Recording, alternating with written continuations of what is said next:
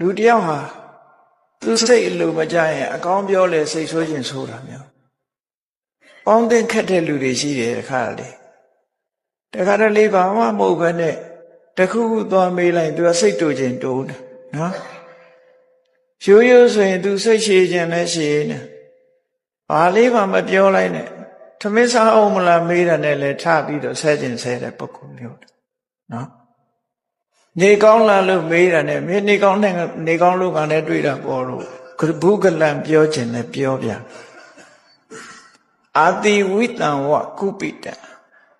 ဘာလို့မဟုတ်ရှုတိုင်းနဲ့သူစိတ်အလိုမကျရင်အလိုမကျသလိုဒေါသထွက်လွယ်တဲ့ပုဂ္ဂိုလ်မျိုးလည်းမင်းမပေါင်းနဲ့တဲ့အဲ့ဒီပုဂ္ဂိုလ်မျိုးတော့မပေါင်း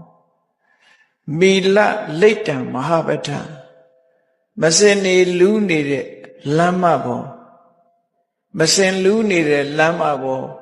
ရှောက်မယ်ဆိုရင်မ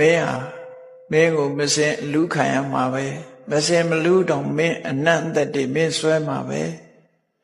အဲ့ဒါလိုပဲမစင်လူးနေတဲ့လမ်းကြီးကိုရှောင်တယ်လို့မင်းဒီလိုပုဂ္ဂိုလ်မျိုး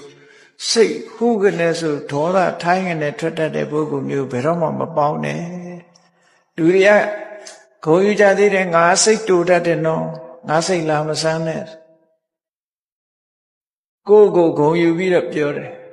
စိတ်ရှည်တဲ့ပုဂ္ဂိုလ်ကိုတော့လူညံ့လို့ထင်တယ်စိတ်တူတဲ့ပုဂ္ဂိုလ်ကြတော့တခါတလေခုံပြုတ်သေးတယ်စိတ်ထက်တယ်သူကအမှန်တော့အကြောင်းပဲမဟုတ်ဘဲနဲ့စိတ်တူနေတဲ့လူမျိုးတွေရှိတယ်ပေါ့နော်အဲ့ဒီလူမျိုးကိုပေါင်းသင်းမလုပ်နဲ့ဘယ်လောက်ထိအောင်ပေါင်းသင်းမလုပ်နဲ့လဲဆိုမစင်လူးနေတဲ့မစင်နေပေးနေတဲ့လမ်းပေါ်မှာမလျှောက်လမ်းရတယ်လို့အဲ့ဒီပုဂ္ဂိုလ်မျိုးနဲ့လုံးဝပေါင်းသင်းမလုပ်